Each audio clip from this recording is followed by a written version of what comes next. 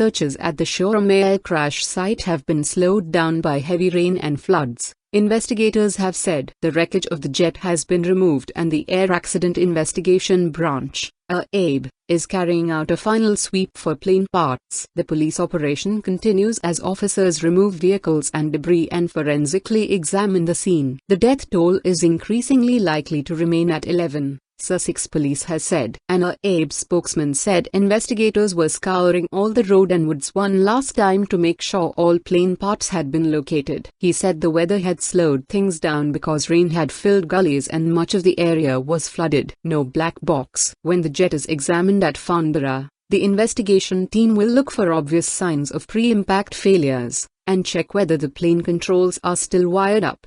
The AAIB has told the BBC there was no black box in this plane but other data might have been recorded. 4 victims of the crash have been named by their families or those associated with them. The pilot of the vintage Hawker Hunter jet that crashed, Andy Hill, remains in a critical but stable condition in the Royal Sussex Hospital in Brighton. More than 200 people had reported concerns for missing relatives or friends, Sussex Police revealed. West Sussex Coroner Penny Schofield warned that identifying those who died would be a slow and painstaking operation, saying it may take several weeks before investigations were complete. Hundreds of officers have been working on the operation since the Hawker Hunter crashed into the busy dual carriageway alongside Shoreham Airport on Saturday.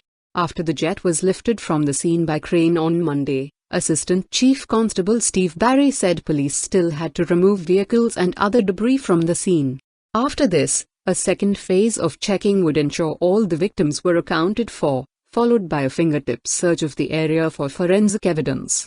The 4 named victims include Matt Jones, 24, a personal trainer, was named by his sister Becky Jones on Facebook as one of the dead. Jacob Silt, 23, was part of Worthing United's Sussex County League Division 2 championship winning side last season. And Matthew Grimstone, 23, played for Worthing United and was thought to have been travelling with Mr. Silt. The 4th victim was former Hampshire police officer Maurice Abrahams, 76, who was driving a Daimler limousine to a wedding at the time of the crash.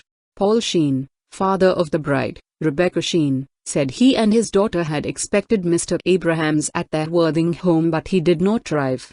They made their way to the wedding believing he had been caught up in traffic, but during the reception someone saw an image of the wreckage of a Daimler limousine and the room fell quiet.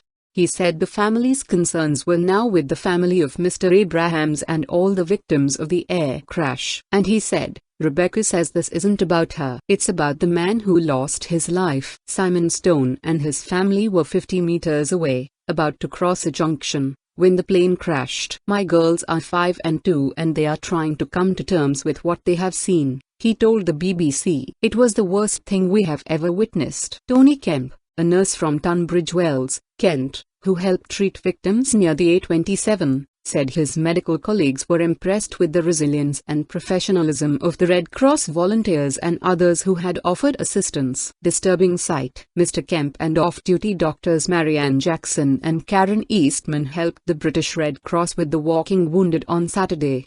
He said, this was a horrific incident and many people witnessed what was a quite disturbing sight and a much lesser number were more immediately involved in the aftermath at the crash site. A minute's silence will be held before all Capital One Cup Round 2 matches on Tuesday and Wednesday, as a mark of respect to all those who lost their lives, the Football League has announced.